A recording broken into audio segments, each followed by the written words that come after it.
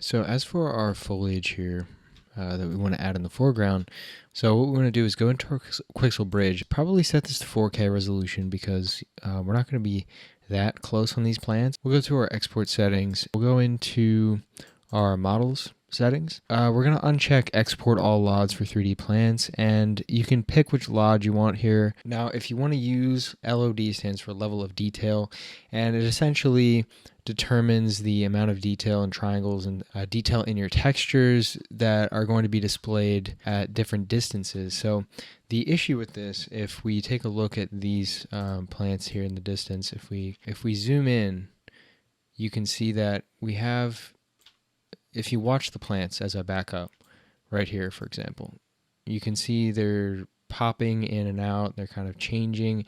That's due to the LODs that we have applied here. So for gaming, it's really good to use LODs. It's going to keep your system running smoothly. It's going to give you higher frame rates because you're using less resources on these plants, especially when they're in the distance, because obviously we can't see that much detail for this far away. However, for film and even in game, you want to hide that as much as possible. So we don't have any kind of crazy camera movements going on, so it's okay for these plants in the background. They're not going to change in the small amount of camera movement that we have in the scene, but we do want to keep that in mind for our closer elements especially. So what we want to do in our bridge exporter is go into our export settings, and I'm going to choose LOD 0. You can choose a higher number. The lower the number, the more detailed it is, and also the more resources it's going to use from your system. So I'm going to go with LOD 0 because I'm not too worried about it. I'm not going to be using millions of these plants, but if you're going to be using more of them, and if you're not going to be too close to them, definitely go with a higher one, maybe like 2 or something. It's just going to save your system some resources, and you can just go back and then you can export your plants, whichever ones you choose. Back inside of Unreal Engine, we have our foliage here, and once again, we're just going to click on all of these that we want to use, the instances that we want to use. We'll see what that does, and we can just start kind of painting on our landscape. Now you can see, if we go through our scene, they're not popping in and out anymore like the other plants were.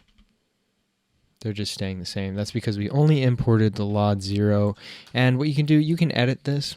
If you go into your mesh and click here into your mesh, and you can see your LOD picker over here. It's set to auto, but if I had imported the different LODs, you can set it to 1, 2, 3, whatever number you decide, or you can set custom and you can pick which ones you want to use. If you go into your foliage editor, so you go into foliage, if we go down and we find one of these assets, for example, that I imported with 6 different LODs, I think it was 6, we click on the asset, and then we go into our mesh. We double click here, and as you can see, it displays our LOD, which is 0 up here, your screen size, which is 0.346, and you have your triangles and vertices and all that stuff.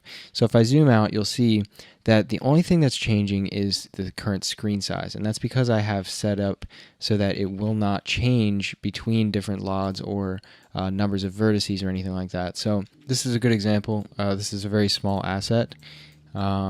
But if we zoom back, you'll see we have no change.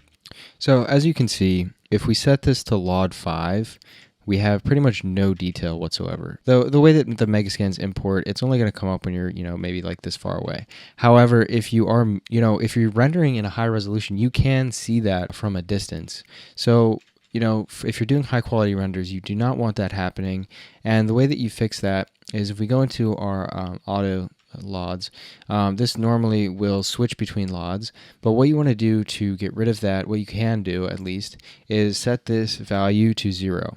So that means that no matter what the screen size is, it will always render this LOD, which is LOD 0. And now you also have some other settings here, and the main other settings that you can mess with here are the reduction settings, and that's going to speed up your renders a little bit. So you can reduce the number of triangles, and if we zoom in here, we can take this down to let's take it to there. If we reduce the number of triangles, you can see that now our triangle count is much lower. You are going to get less lag on your system if you have fewer triangles. All right, so we'll go to this asset, and now you can see if we zoom in here we have our asset, and I haven't used this one in our scene actually, but it's that's why it's good to demonstrate on. So what I'll do is if I zoom back, you can see if you look at the LODs here, we're going to 4, and now we're going into 1 or 0 at the very bottom. So if we zoom out though, look at LOD 5. It looks terrible. It doesn't even look remotely like the original. So up until that point, it's decent. It does jump a little bit. You lose some detail as we go out. So we don't want that. What we can do is reduce this to 0. And what that will do, so if I reduce it to 0, now we're going to be at LOD 0 the whole time. So if I zoom out, we still stay at LOD 0. We're not jumping between the different LODs. We're not losing any of that detail. And it's going to give your scene just a little bit more detail, which is something that I want. We can reduce the number of triangles and this LOD, and that can save us some memory. So if we apply these changes, now we can see that we have much fewer triangles. So that's just one way that we can kind of increase the amount of detail in our scene. And now, as you can see, it's going to clear up any of those issues with the meshes kind of warping around as we move the camera. We can fly through this whole scene, and everything is staying completely static without things popping in and out of detail.